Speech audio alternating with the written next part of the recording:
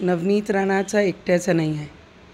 हा मैदान सार्वजनिक असते आणि बाबासाहेबांनी दिलेला अधिकार आम्हाला जी आहे ते कोणी येऊ शकते, कोणी लढू शकते, कोणी आपली मागणी, कोणी आपले डिमांड आपले पक्षासमोर ठेवू शकते.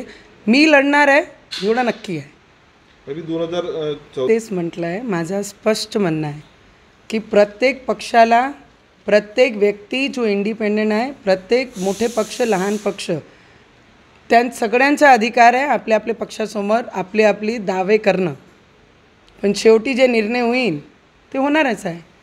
उद्या अमित शहा, मी सुद्धा तुमच्याच माध्यमातून हे सगळी गोष्टी ऐकत आहे. आजही मला वाटते बावनकुळे साहेबांनी काहीतरी प्रतिक्रिया दिली आहे की हे फक्त युवकांचा मेळावा आहे आणि one of the youngster Navneet Rana आहे जे आमचे घटकसोबत आहे म्हणून ते इथे येणार आहे.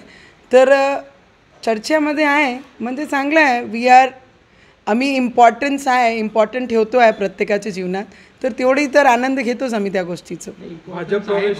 आमचे जेवढेही कार्यकर्ता आहे आम्ही आमचे कार्यकर्त्यांसोबत बोलत असतो. आम्ही एक परिवार म्हणून आमचे कार्यकर्त्यांना घेऊन चालत असतो. त्यांच्यासोबत चर्चा करूनच प्रत्येक गोष्टी आम्ही पुढे जात असतो.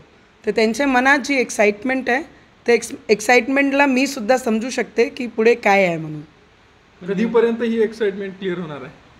माझी एक्साइटमेंट प्रत्येक दिवशी मी काम करत असताना प्रत्येक दिवशी एक नवीन एक्साइटमेंट मी घरातून बाहेर निघते आणि त्या एक्साइटमेंटसोबत मी काम करते.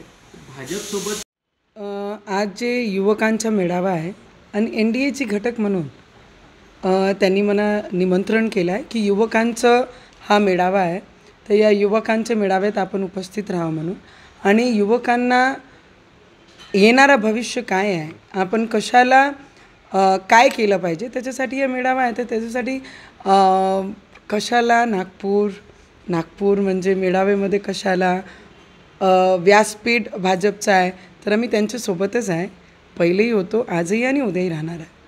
बाकीचे घटक पक्ष आहेत का तुमच्यासाठी? कारण ती फक्त भाजपची, प्युअरली भाजपची मीटिंग आहे. मी आपल्याला एवढंच सांगू शकते की मी त्या मंचावर आहे.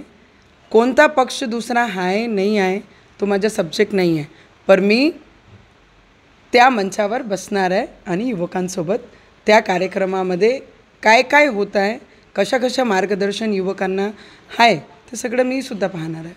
अजित पवार अमरावतीच्या सोबत आहे, मी अमित शहाजींसोबत आहे, देवेंद्र फडणवीसजींसोबत आहे. तर याच्यात दुसरा कोणताही तथ्य काही लावण्यात काही अर्थ नाही. मी त्यांच्यासोबत होती आहे आणि राहणार. विधानसभेत रवीजी आहे आणि केंद्रामध्ये मी त्यांच्यासोबत आहे.